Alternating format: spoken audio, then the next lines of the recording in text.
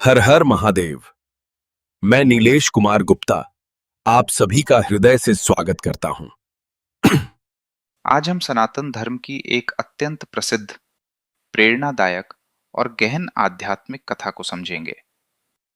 यह कथा है भगवान शिव और कामदेव की कथा।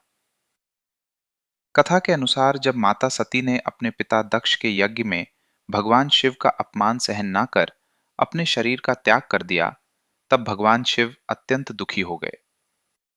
माता सती के वियोग में वे संसार से पूर्ण रूप से विरक्त हो गए और गहन समाधि में लीन हो गए। उनका मन अब सांसारिक भावों से बहुत ऊपर उठ चुका था। वे योग, ध्यान और वैराग्य की सर्वोच्च अवस्था में स्थित थे। उसी समय तारकासुर नामक असुर के अत्याचारों से देवता, ऋषि मुनि और संपूर्ण संसार दुखी था। तारकासुर को यह वरदान प्राप्त था कि उसका वध केवल भगवान शिव के पुत्र द्वारा ही हो सकता है। लेकिन भगवान शिव तो समाधि में लीन थे, वे संसार से विरक्त हो चुके थे। ऐसे में देवताओं ने विचार किया, यदि भगवान शिव का विवाह माता पार्वती से हो जाए तो उनके पुत्र के रूप में कार्तिकेय का जन्म होगा और वही तारकासुर का संहार करेंगे। इसी उद्देश्य से देवताओं ने कामदेव से प्रार्थना की कि वे भगवान शिव की समाधि भंग करने का प्रयास करें। देवताओं के आग्रह पर कामदेव भगवान शिव के समीप पहुंचे। उन्होंने वसंत ऋतु का सुंदर वातावरण बनाया। चारों ओर सुगंधित पुष्प खिल उठे, मंद मंद पवन बहने लगी। प्रकृति में सौंदर्य, आकर्षण और प्रेम का भाव जाग उठा। इसके बाद कामदेव ने अपने पुष्प बाण से भगवान शिव की समाधि भंग करने का प्रयास किया। उस बाण के प्रभाव से भगवान शिव की तपस्या में व्यवधान उत्पन्न हुआ। समाधि भंग होते ही भगवान शिव ने अपनी आंखें खोली। जब उन्हें ज्ञात हुआ कि कामदेव ने उनकी तपस्या भंग करने का प्रयास किया है, तो वे अत्यंत क्रोधित हो उठे। तभी भगवान शिव ने अपना तीसरा नेत्र खोला और उनके तीसरे नेत्र की दिव्य अग्नि से कामदेव उसी क्षण भस्म हो गए। अब इस कथा का गहरा आध्यात्मिक अर्थ समझना आवश्यक है।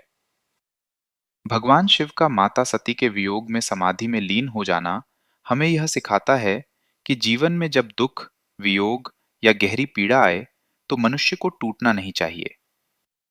उस पीड़ा को ध्यान, वैराग्य और आत्मचिंतन का मार्ग बनाना चाहिए। तारकासुर हमारे भीतर के अहंकार, अज्ञान और नकारात्मक प्रवृत्तियों का प्रतीक है।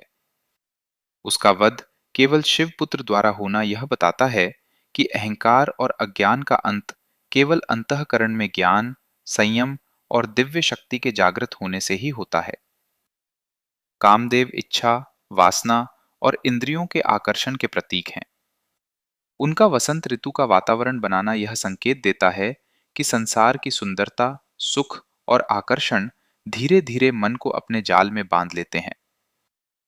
भगवान शिव का तीसरा नेत्र, वह ज्ञान का प्रतीक है, वह विवेक का प्रतीक है, वह आत्मबोध और अज्ञान के नाश का प्रतीक है। जब साधक का तीसरा नेत्र खुलता है, तब उसके अंतःकरण से कामना, मोह, अहंकार और इंद्रियों के प्रति आकर्षण समाप्त हो जाता है। कामदेव का भस्म होना यह बताता है कि जब आत्मज्ञान जागृत होता है, तब वासना और असंयम समाप्त हो जाते हैं। इस कथा का संदेश यही है कि जब मनुष्य के भीतर शिव तत्व जागृत होता है, तब अज्ञान का अंधकार मिटता है, मन शांत होता है, इंद्रियां संयमित होती हैं और साधक में आत्मज्ञान की ज्योति चलने लगती है। भगवान शिव हमें यह सिखाते हैं कि सच्चा साधक वही है जो दुख को वैराग्य में बदले, इच्छाओं पर विजय प्राप्त करे और आत्मा की परम शांति को अनुभव करे। यही भगवान शिव और कामदेव की कथा का वास्तविक आध्यात्मिक रहस्य है। हर हर महादेव।